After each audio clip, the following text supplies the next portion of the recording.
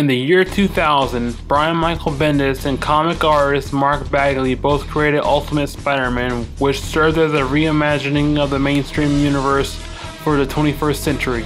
Anyway, the events of this game is supposed to take place after the events of issue 33 through 38, which is briefly illustrated through the opening cutscene and level.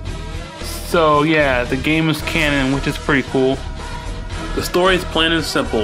S.H.I.E.L.D. and Trask Industries are after the symbiote to benefit from Peter's dad's work to cure cancer. So Eddie Brock is on the run and kicking ass in a satisfying way. He is ultimately imprisoned by Trask, and later Eddie Brock plots revenge on him. While throughout the game, like in the comics, Peter tries to find out more about his parents. The suit may be the final step. Finally. Seems familiar, huh? The story missions is the best part of the game, to be honest. Each mission is cinematic and has a huge sense of scale. For an example, the battle in Times Square with Electro, which is my favorite. Deja vu, huh? It's definitely more than enough to make up for the short campaign with just 3 hours. This is your typical Spider-Man game, with the controls being squares punch, triangles kick, circles special move, and R2 is web swinging. Play around and see what you get.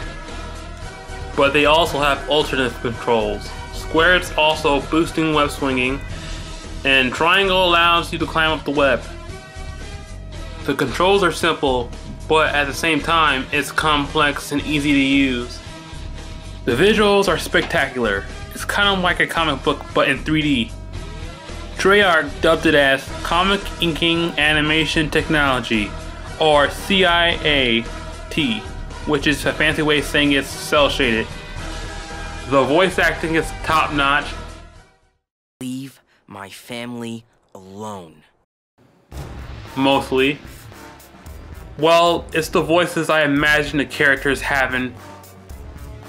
Like I said, the boss battles are fun and challenging, but sometimes it's harder than it needs to be. I won't tell you which one, but you'll know when you play it. Another thing, the lock-on feature sucks. It doesn't have anything besides the camera moving towards the target, and sometimes that don't even work. It doesn't even have any noticeable visual cues whatsoever.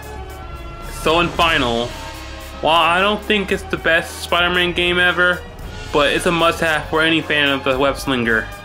7.5 out of 10 is my final score on the game.